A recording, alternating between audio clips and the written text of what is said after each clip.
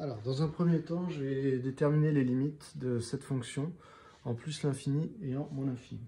Alors, le souci qu'on rencontre face à un exercice comme ça, c'est qu'au début, on va chercher par exemple la limite en plus l'infini. Si je cherche la limite en plus l'infini, le cosinus, le souci, c'est qu'il n'a pas de limite en plus l'infini, ni d'ailleurs en moins l'infini. Pourquoi? Parce que si on observe sa courbe représentative, eh bien, vous allez avoir une courbe qui ressemble vaguement à ça. Attention, elle va être très mal faite, hein, mais bon. L'idée, c'est qu'elle est périodique, cette courbe, donc elle se répète, et donc, quand x tend vers plus l'infini, eh bien, cosinus de x n'a pas de limite. En effet, il ne tend pas vers plus l'infini, il ne tend pas vers moins l'infini, et il ne se rapproche d'aucun nombre, puisqu'il continue sa route de telle manière. Donc, cosinus de x n'a pas de limite. Il faut donc s'en sortir autrement que par ce qu'on appelait les opérations sur les limites, en disant le numérateur tend vers ci, le dénominateur tend vers ça, du coup ma fraction tend vers ce résultat-là. Ici, il faut aviser, puisque le cosinus x n'a pas de limite en plus l'infini, on va utiliser une propriété qui est que le cosinus n'est pas non plus complètement fou, c'est-à-dire que pour tout x appartenant à R, mais donc vu qu'après je vais être amené à diviser par x, je rajoute l'étoile tout de suite, eh bien un cosinus est toujours compris entre moins 1 et 1. Donc c'est un espèce de garde-fou qui du coup après, quand on veut reconstruire l'expression de la fonction f, eh bien je vais diviser par x au carré. Lorsque je divise par x au carré, il se trouve que je divise par un nombre qui est positif, puisque c'est un carré, et qui ne vaut pas 0, puisque x égale 0, je l'ai retiré. Donc ça me donne moins 1 divisé par x au carré, plus petit que cosinus de x divisé par x au carré, qui est plus petit que 1 sur x au carré. Donc je répète, je n'ai pas changé l'essence, car j'ai divisé par un nombre qui était strictement positif. L'avantage, c'est que je me retrouve maintenant avec un encadrement de mon expression f de x entre deux autres expressions. Et il se trouve que lorsque x tend vers plus l'infini, eh bien ces expressions, je vais pouvoir calculer leurs limites. Alors autant je ne pouvais pas le faire pour f de x, puisque f de x comportait un cosinus qui n'admet pas de limite en plus l'infini. Autant là, je remplace le calcul compliqué par deux calculs plus simples, qui sont le calcul de cette limite, le calcul de celle-là. Alors, qu'est-ce que ça me donne? Eh bien là, je me rends compte que 1 sur x au carré, lorsque x tend vers plus l'infini, 1 sur x au carré tend vers 0. Donc moins 1 sur x au carré tend vers 0. Donc, je vais le dire. Je vais dire, or, la limite de moins 1 sur x au carré, donc vous pouvez directement dire le résultat, c'est égal à 0 quand x tend vers plus l'infini. Et la limite de 1 sur x au carré est aussi égale à 0 quand x tend vers plus l'infini. Vous pouvez donc conclure que mes deux gendarmes tendant vers 0 quand x tend vers plus l'infini, eh bien f va aussi tendre vers 0 quand x tend vers plus l'infini. Donc, or, ça et ça, donc d'après le théorème des gendarmes,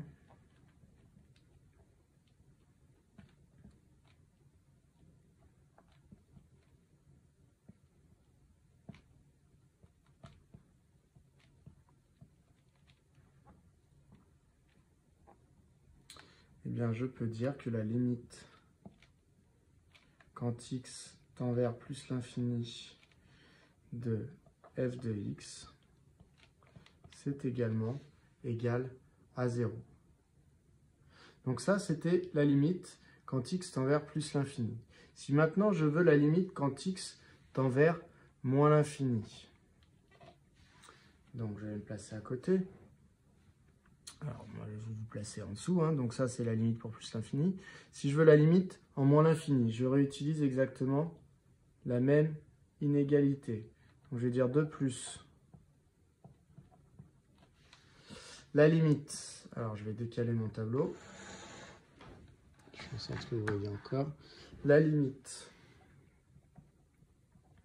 quand x tend vers moins l'infini cette fois-ci, de moins 1 sur x au carré, qu'est-ce que ça vaut? Eh bien, 1 divisé par quelque chose qui tend vers l'infini, que ce soit moins l'infini ou plus l'infini, ça tend vers 0. Et la limite de 1 sur x au carré, quand x tend vers moins l'infini, est également égale à 0. Donc, d'après le théorème des gendarmes, voilà. Donc que ce soit en plus l'infini ou en moins l'infini, eh bien, je peux faire le théorème des gendarmes.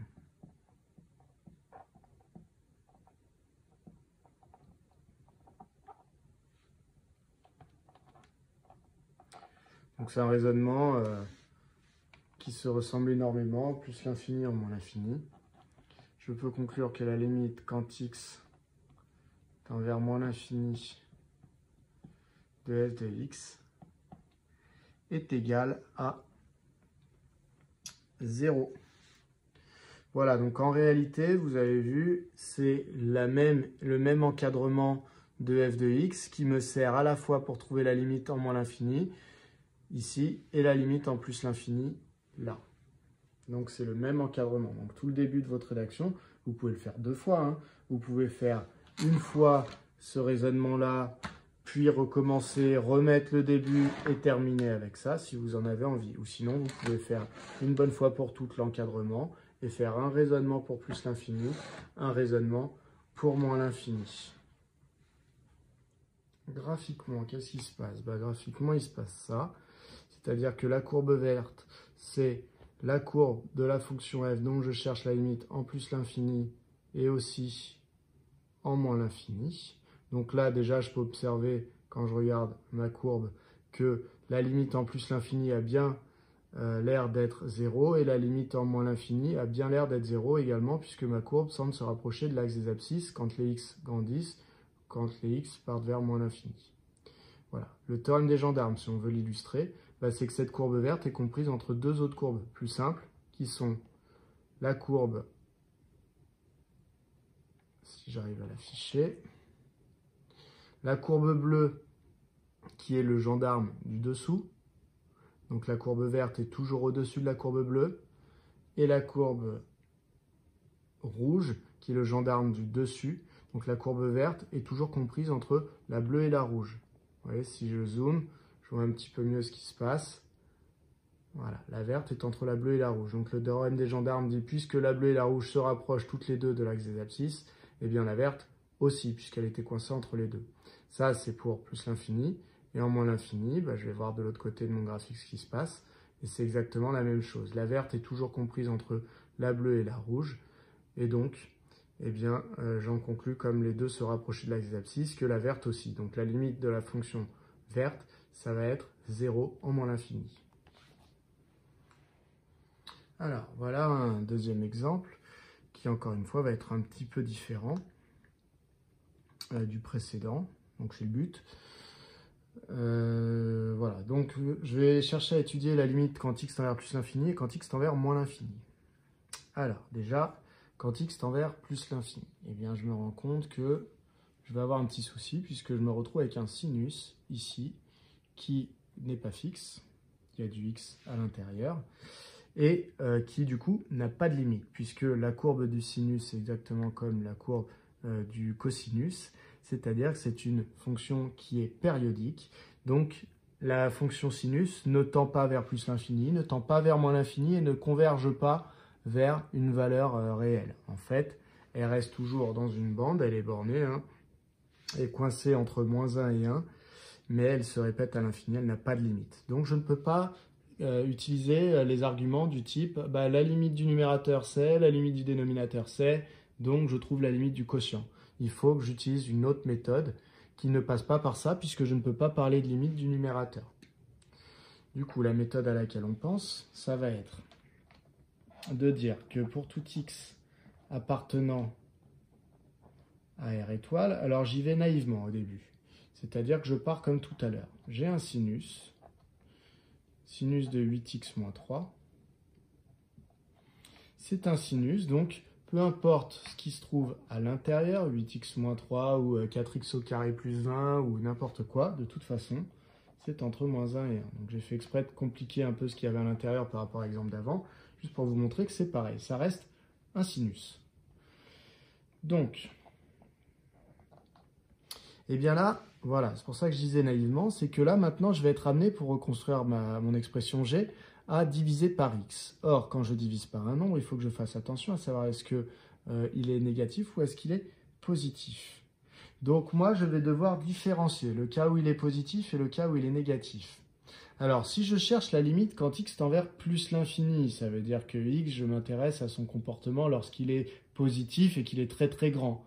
Donc dans ce cas-là, je vais considérer que les x positifs pour faire la limite en plus l'infini. Pour faire la limite en moins l'infini, je considérerai que les x négatifs. Donc je vais le faire en même temps. Hop.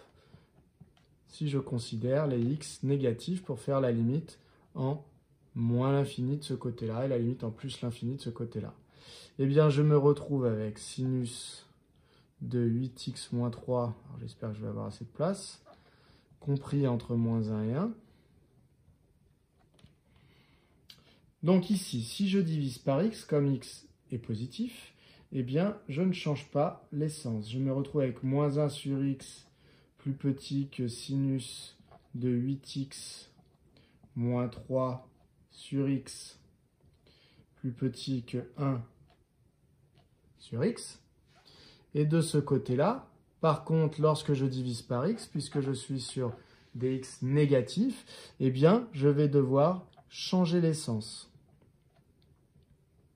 Quand on divise par un nombre négatif, on change l'essence. Alors, je sais que certains d'entre vous, quand ils divisent par x, vu qu'ils ne voient pas de signe moins, eh bien, ils ont du mal à s'imaginer qu'ils sont en train de diviser par un nombre négatif. Mais le signe moins est à l'intérieur du x, puisqu'on a dit le x qu'il était négatif. Voilà, donc là, toujours pareil, je continue. Hein. Là, ça va être ma limite pour plus l'infini, et là, plutôt pour moins l'infini. Ensuite, donc j'ai reconstruit cette expression-là au milieu de mes encadrements. Maintenant, il faut que je rajoute 6x. Alors, pour rajouter un nombre, ça ne pose pas de problème. On va prendre un peu plus de place. C'est-à-dire, je peux rajouter n'importe quel nombre dans tous les membres d'un encadrement. Pas de question de est-ce que c'est positif, négatif ou quoi que ce soit. Donc 6x plus sinus de 8x moins 3 sur x plus petit que 6x plus 1 sur x.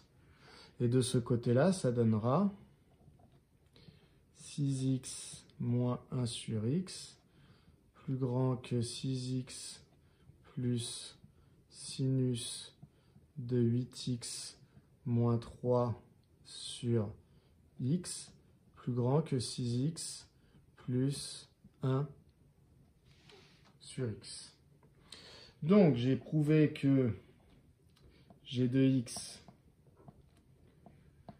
était entre 6x moins 1 sur x et 6x plus 1 sur x. Et de l'autre côté, j'ai prouvé que g de x était entre 6x moins 1 sur x et 6x plus 1 sur x. Alors, pour la limite en plus l'infini, puisque je vais utiliser cet encadrement-là, puisque cet encadrement est vrai pour les x positifs. Donc, si les x tendent vers plus l'infini, c'est donc qu'ils sont positifs. Et donc, je dois utiliser cet encadrement. Alors, il va falloir que je calcule un petit peu les limites de mes deux expressions ici qui sont dans les membres sur les côtés pour savoir un petit peu vers quoi elles tendent, pour savoir si j'utilise plutôt un théorème des gendarmes ou un théorème de comparaison. Alors, 1 sur x, quand x tend vers plus l'infini, ça tend vers 0. Donc ici, ça tend vers 0, là aussi.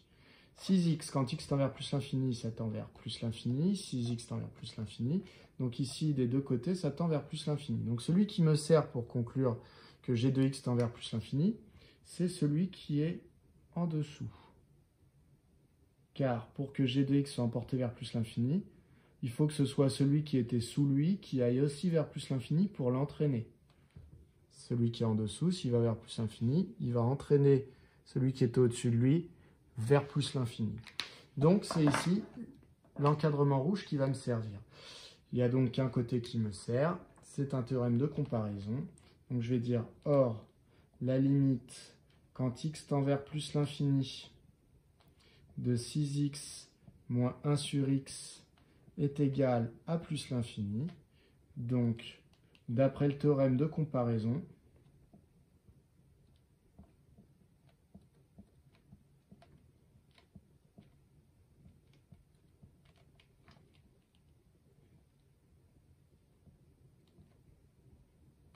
eh bien, on n'a que la limite quand x tend vers plus l'infini de g de x, c'est également plus l'infini, c'est fait entraîner par cette fonction-là, dont la limite était plus simple à calculer, mais dont on sait qu'elle allait vers plus l'infini.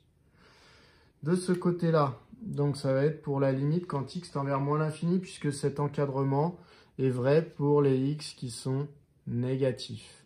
Donc quand x tend vers moins l'infini, les x sont négatifs. Donc c'est cet encadrement que je vais utiliser. Et donc je regarde un peu les limites des deux côtés. Alors, 1 sur x, quand x tend vers moins l'infini, ça tend vers 0, puisque 1 sur quelque chose qui tend vers l'infini, que ce soit plus ou moins l'infini, de toute façon, la limite, c'est 0. Donc 1 sur x tend vers 0, 6x tend vers moins l'infini, puisque x tend vers moins l'infini. Donc ici, on tend vers moins l'infini. Et de ce côté-là, 6x moins 1 sur x tend vers 0, 6x tend vers moins l'infini, donc 6x moins 1 sur x tend vers moins l'infini.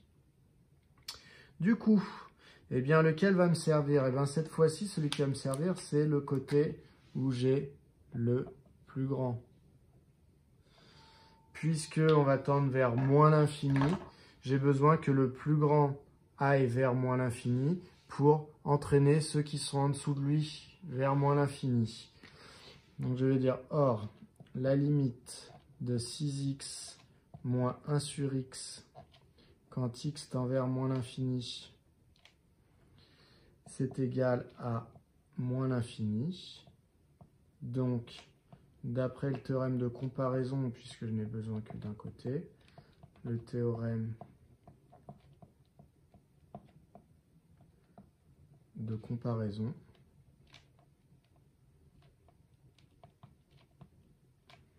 la limite quand x tend vers moins l'infini de g de x, c'est égal à moins l'infini.